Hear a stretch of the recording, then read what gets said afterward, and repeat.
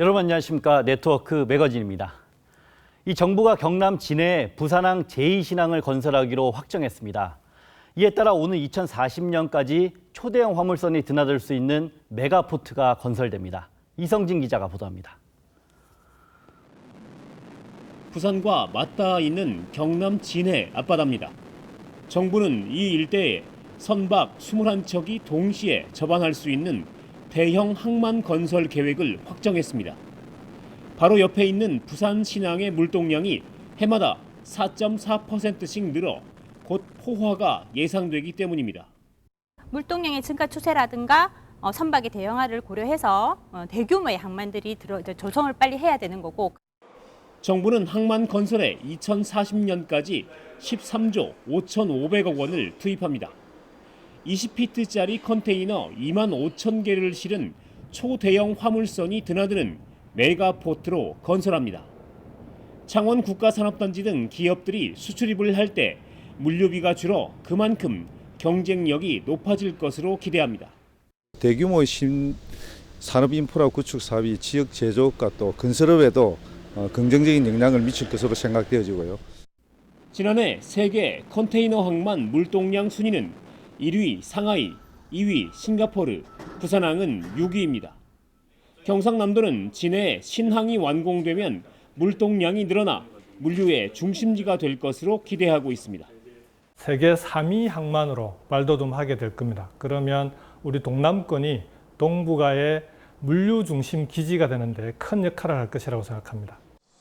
정부는 내년부터 예비 타당성 조사를 하는 등 본격적인 건설 절차를 시작합니다.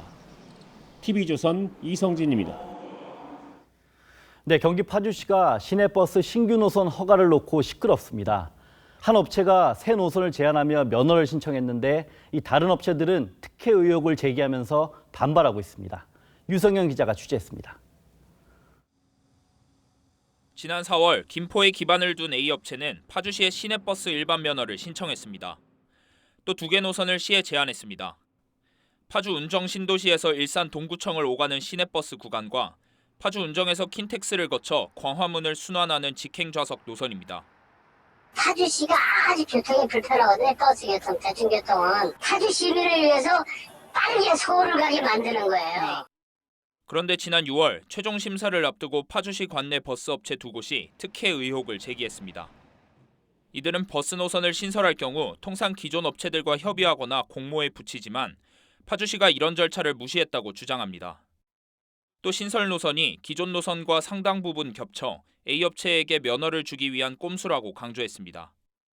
그 노선과 거의 100% 동일한 노선을 지금 만들어가지고 기존 업체들에게 피해를 줄 수 있는, 그리고 또 교통 효율적이지도 못한 노선을 지금 만들고 있는 겁니다. 파주시는 A업체가 자격 조건을 갖췄고 법적으로 문제없어 특혜가 아니라고 반박했습니다. 면허 신청한 업체가 관내 업체도 아니고 관내 업체거든요. 그리고 파주시에서 14년도부터 그 2개 노선을 운영하고 있는 업체예요.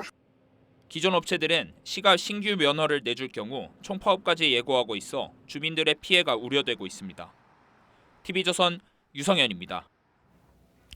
이 경기도 수원시는 인구가 125만 명으로 기초자치단체 가운데 가장 인구가 많습니다.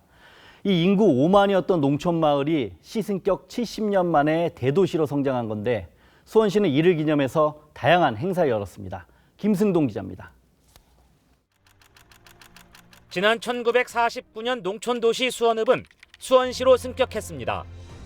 당시 인구는 5만 명이었습니다. 1967년 경기도청이 수원으로 이전하고 산업화를 거치며 수원시는 수도권 중심 도시로 성장했습니다.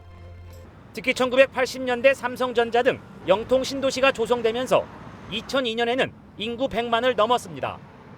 최근에는 광교 신도시까지 완성되며 인구 125만 명으로 전국 최대 규모의 기초자치단체가 됐습니다. 50년대에는 5만의 인구가 됐는데 120만의 인구가 돼가지고 새로운 수원시의 면모를 보게 돼서 매우 반갑고요. 시승격 70주년을 맞아 수원시는 다양한 행사를 마련했습니다. 만석공원에는 정조시대부터 현재까지 수원의 주요 역사를 새겨놓은 판석 84개를 설치했습니다. 수원 100년 가게로 선정된 한복가게와 음식점에는 공로패를 전달했습니다.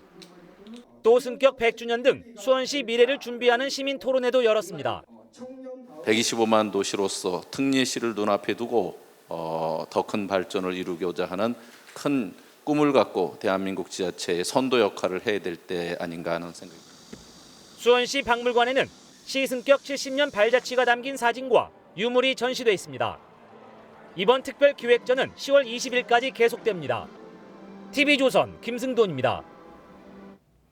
네, 섬의 가치와 중요성을 확인해보는 섬 기획 시리즈 세 번째 순서입니다. 오늘은 전쟁과 분단의 아픈 흔적이 남아있는 연평도와 강화도를 강석 기자가 다녔습니다. 검게 그을린 벽면, 불에 탄 채 녹슬어버린 가스통과 농기구. 집은 뼈대만 남았습니다.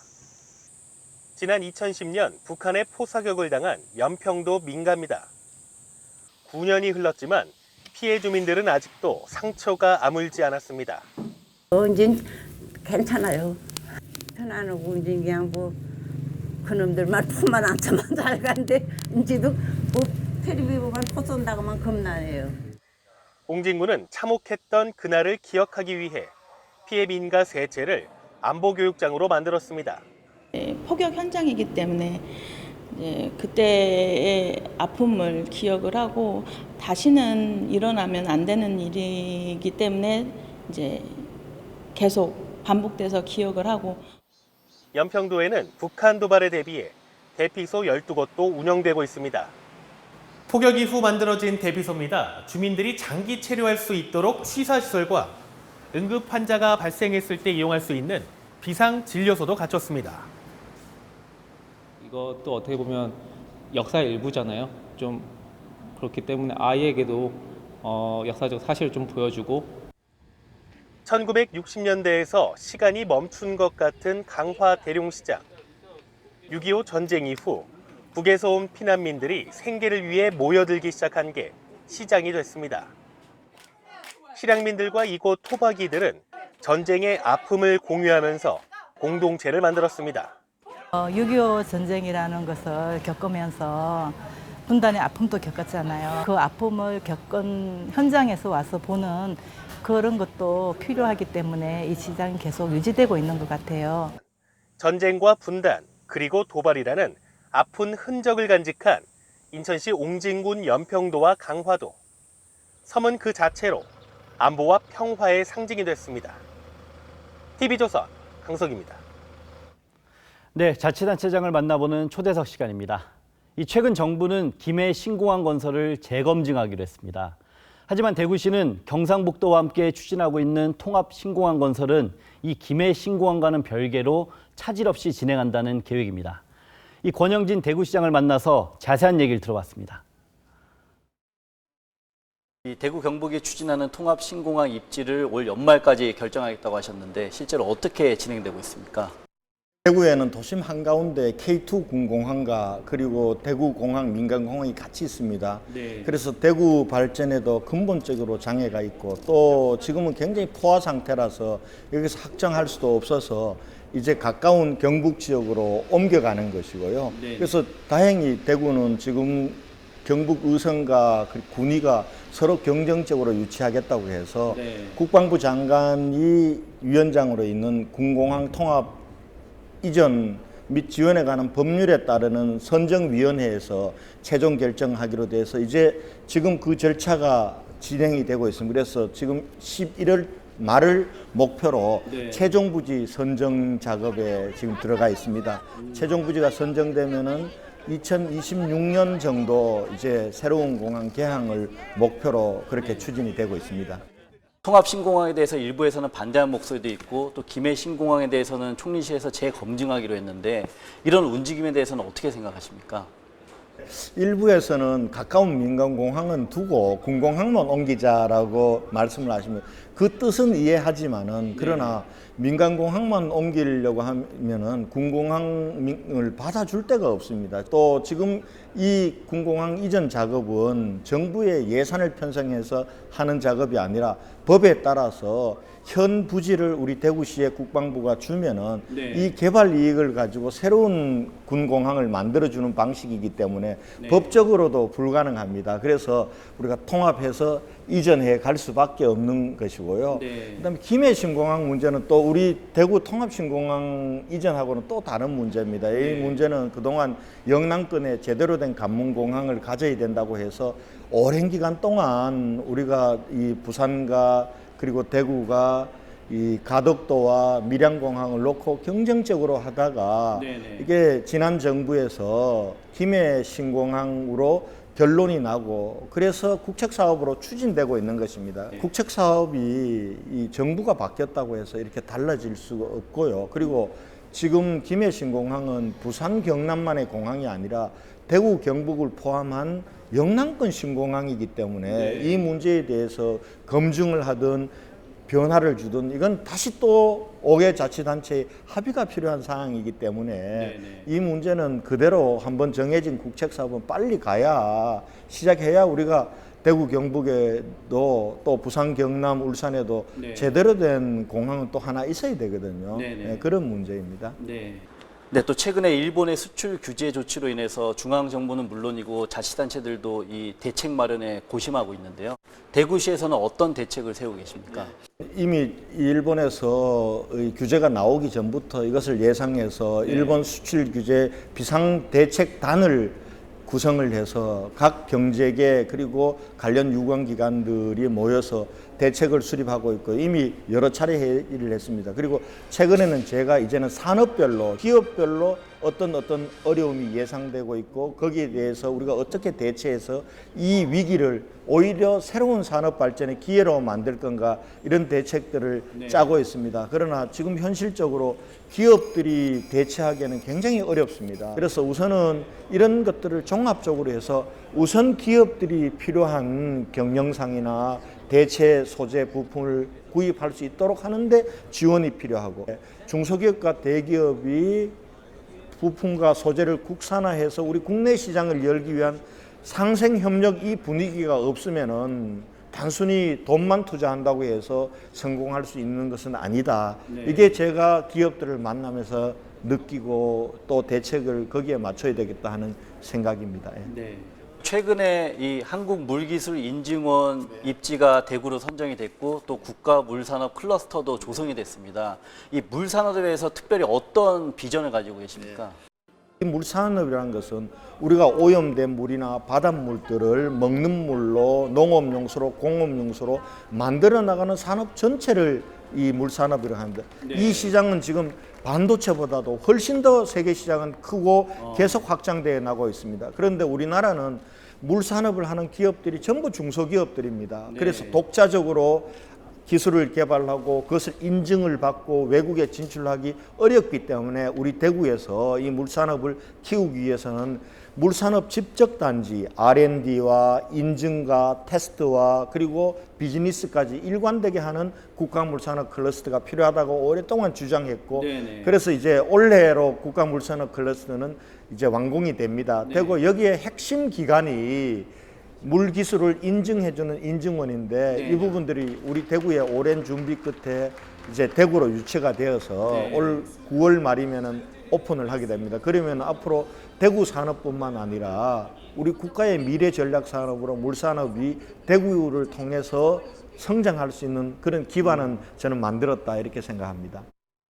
그리고 대구시는 이제 광주시와 달빛 동맹을 통해서 협력 관계를 강화하고 계시고 또 경북과는 이 상생 협력을 지속적으로 추진하고 계시는데요. 이로 인해서 대구에도 또 어떤 변화가 있었습니까? 그동안 이제 행정이 81년도에 나뉘면서 서로 소모적인 경쟁도 하고 해서 경북도 어려워지고 대구도 어려워졌기 이제는 상생협력에서 이제는 하나의 도시다라는 개념으로 우리가 생활권과 경제권을 가야 된다. 이렇게 해서 우리가 관광협력이라든지 또 인프라협력이라든지 산업의 재배치 문제라든지 공항이나 항만과 같은 SOC 문제와 관련해서 협업을 하고 있습니다. 또 이걸 확장하면은 우리가 영남과 호남이 하나의 남북권 경제 공동체를 만들어야 됩니다. 네. 그런 차원에서 우리가 광주하고 대구가 달빛 동맹을 맺어서 이제 광역 철도망을 구축하는 것, 그리고 또 AI라든지 전기자동차, 미래자동차와 관련해서 서로 협업해서 공동으로 번영을 모색하고 있습니다. 특히 달빛 동맹은 그동안 우리 정치와 그리고 군사 문화가 정말 동서간의 지역주의라는 아주 나쁜 병폐를 만들어서 우리가 국민 통합에 방해가 되고 있습니다. 광주와 대구의 협력은 이제는 고질적인 동서 갈등을 이제는 끊고 우리 국민 통합의 새 시대를 여는 그러한 모델 케이스도 저는 될 수 있다고 생각합니다. 네. 시장께서 최근에 시도지사 협의회 회장으로 선출되셨습니다. 이 지방자치와 지방분권에 대해서 어떤 비전을 가지고 계십니까? 우선은 지금 국회에 많은 자치분권 균형 발전을 위한 법안들이 지금 계류가 되어 있습니다. 예를 들면은 지방자치법 전부 개정안이라든지 중앙정부의 권한을 일괄적으로 지방으로 이양하는 거라든지 자치경찰제 법안이라든지 이 법안들이 이번 국회에서 빨리 통과돼서 자치분권이 한 단계 좀 발전할 수 있도록 만드는 게 제 시대의 중요한 소명이라고 보고요. 또 하나는 교육입니다. 지방정부와 지방대학들이 협업해서 지방에 맞는 인재도 키우고 지방대학도 육성하는 이것도 굉장히 중요한 과제라고 생각합니다. 이런 부분들에 초점을 맞추어서 시도지사 협의회장으로서 열심히 하도록 하겠습니다. 네, 오늘 좋은 말씀 감사합니다. 네, 감사합니다. 네, 네트워크 매거진 여기서 마치겠습니다. 다음 주 월요일에 찾아뵙겠습니다. 감사합니다.